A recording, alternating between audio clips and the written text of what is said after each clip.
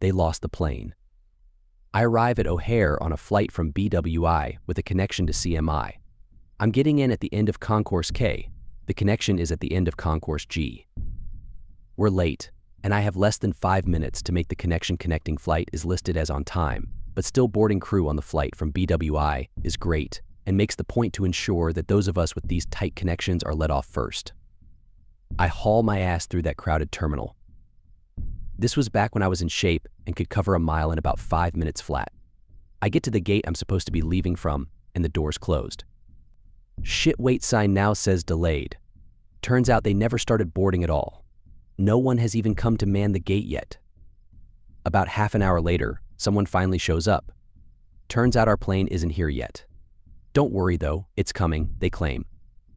Half an hour later, they tell us they're not sure where the plane is, but it will be here soon. No biggie, I think. The Ord CMI route is run all day long with a plane going back and forth. They just don't have a clue where the plane is on its trip inbound, surely. Still another half hour later, and here comes a plane arriving from CMI. But wait, that's now for the later departure to CMI. That one isn't our plane. They announce again that they aren't sure where our plane is, but it should be here soon. And yet another half hour later or so, with passengers demanding answers, they finally admit we've lost the plane. Lost as in crashed? No. They lost a friggin' airplane. Okay, granted, it was only an ATR-72 at Ord, but it was supposed to be coming out of maintenance and somehow they lost the freaking airplane. Thankfully, about 15 minutes after that, they finally announced that after searching the airport for a few hours, they found the plane and it is being towed to our gate. Now, I've forgotten which aisle I've parked my car in before, but I've never forgotten where I parked a 90-foot-long, $25,074 passenger aircraft with a 90-foot wingspan. 29-hour delay. I was in Little Rock, Arkansas, flying back to New Orleans, Louisiana, by way of DFW. There was moderate thunderstorms in Dallas at the time of my flight. Somewhere around 1 p.m., I showed up to the airport at noon, dropped off my rental car, and breezed through security. It seemed like it was going to be a great day of travel. I have never been so wrong. My flight was delayed 6 times. We finally boarded the plane at 11:30 p.m. It was probably an hour or hour and a half flight to Dallas. The flight was going along smoothly until we hit the thunderstorm that had been at Dallas delaying our flight. The plane dropped like a rock for several terrifying seconds. The woman next to me decided to use my arm as her personal stress ball, puncturing the skin everywhere she had fingernails. We finally leveled out, but it was like being inside a bucking horse for the next half an hour. Finally, it smoothed out, the flight continued, and we landed. Never was I so happy to be done with the flight. So, I failed to consider that the flight would land after the connecting flight took off. So once I arrived, there was no plane for me to catch until the next morning, at about 11 a.m. I went to the counter to see if I could get a courtesy hotel stay. Since the delay had been for weather, they were going to deny me. One call to customer service later, and I was in a hotel for the night.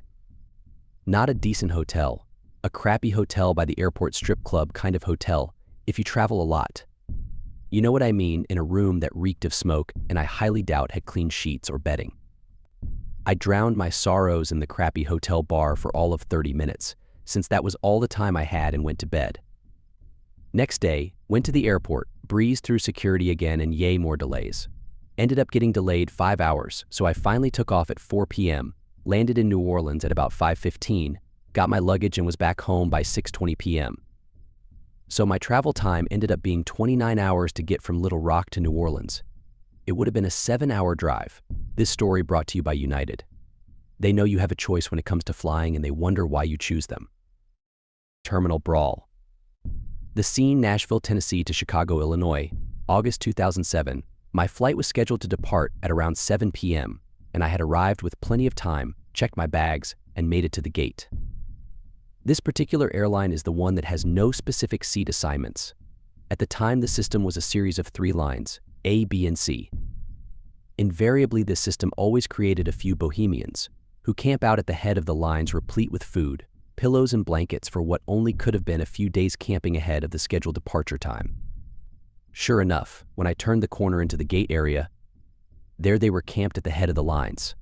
I smiled. All was well. This particular gate area is at the very end of the concourse, aren't they all, which was essentially a circular configuration with gates around the periphery. The gate agent stations in this particular area were a good 20 feet away from the windows that made up the outer walls of the terminal. The seating areas were between those windows and the backs of those gate stations. But of course, nobody was sitting in those seats as we all were trying to keep up with the Bohemians in line. I made it only a few back from them in the A line. Then, the dreaded voice for those passengers going to Chicago on flight.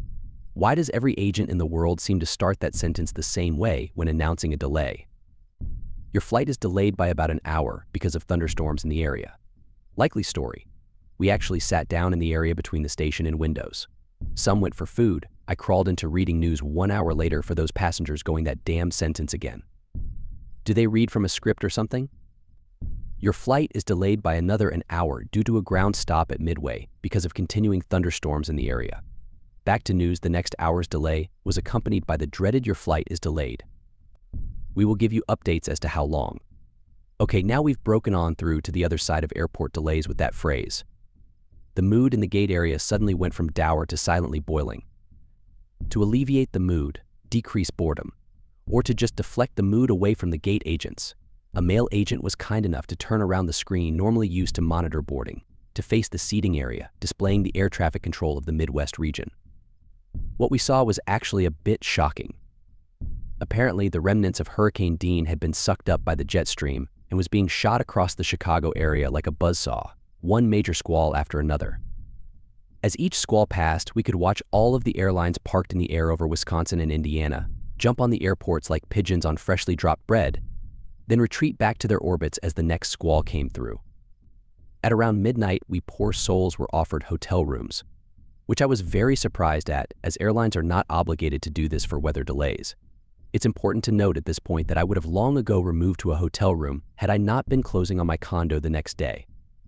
So there was no way I could not make it to Chicago that night. At roughly 2:30 a.m., I noticed a female gate agent pulling from the back of the gate station the ancient numbered plastic flag cards the airline used before the ABC line system was rolled out. She then disappeared around the front of the station where the microphones were, and shortly her voice broke over the speakers. She had good news. We all stood there was another Chicago-bound flight just down the concourse with 12 open seats, and she would give cards to the first 12 people to get them on board. Chaos. It was like those pigeons were now in the gate area. She was swarmed. Shouting, shoving, pushing, yelling, and maybe even some biting ensued.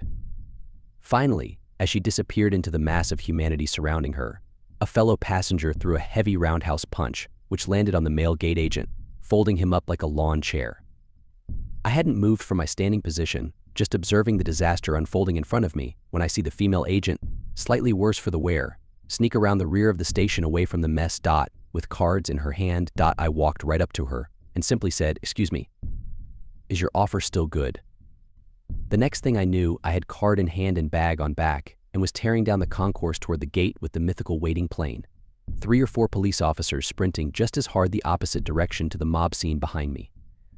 I didn't care that my checked bag was still on the old plane. It'll just have to catch up to me later. There I stood in the aisle, every eye on that plane fixed, with daggers on my forehead.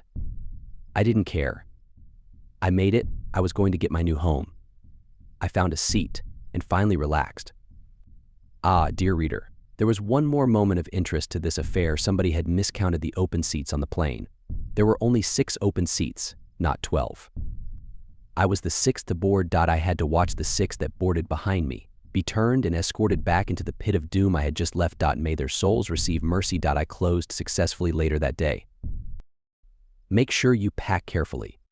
I was traveling to visit grad schools, flying out of Detroit. I never packed a suitcase, just used the messenger bag that I carried around day to day.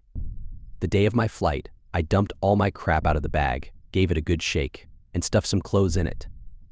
Running late to the airport, hustling through security, and as my bag is coming out of the scanner, a guy says, "This your bag?" I say, "Yeah, we need to do a hand check on it." "Sure, okay." They start digging through the bag, can't find anything. "Do you have a box cutter in here?" I say, "I have never owned a box cutter in my life, but there could be an X-Acto or something I missed." I explain that I go to art school and this is the bag I carry everything in usually, but that I checked it and there shouldn't be anything in there. A little backstory: about 2 or 3 months prior, I was doing an installation piece that needed AstroTurf. So I bought a roll and a big utility knife to cut it down. In the parking lot at school, I open the packaging on the knife and throw the knife in my bag. Get into the studio and, for the life of me, cannot find the knife. I borrow one from someone else, get to work and forget about the other one. In the meantime, after about 5 minutes of digging, the guy finally finds the knife, buried in the liner. I actually just started laughing. He's like, "What's so funny?" I explained how it came to be that I had a knife in my bag and that it's not technically a box cutter. He doesn't see the humor. Another guy, a supervisor, comes up. "Are you idiot or what?" Not sure how to answer that. So I explain again. Now I'm thinking, okay, nice work guys, you did your job, take the knife, I'm running late. Nope. Here come the airport police. Arrested. Mugshot. Fingerprints. Summons. I was supposed to pay $150 bond to be let go, but the cop was nice enough to let it slide, but I had to go to court. So I figure, fine, I'll plead no contest, pay a fine, and that's it. Go to court. There are about 20 other people there for the same thing, including a family from Tennessee whose 9-year-old boy was arrested for having a pocket watch with a small blade on the clip that his dead grandfather had left for him. The mother is crying. I'm all cocky. Don't worry. This is just a money grab. You'll just have to pay a fine. He's going to be okay.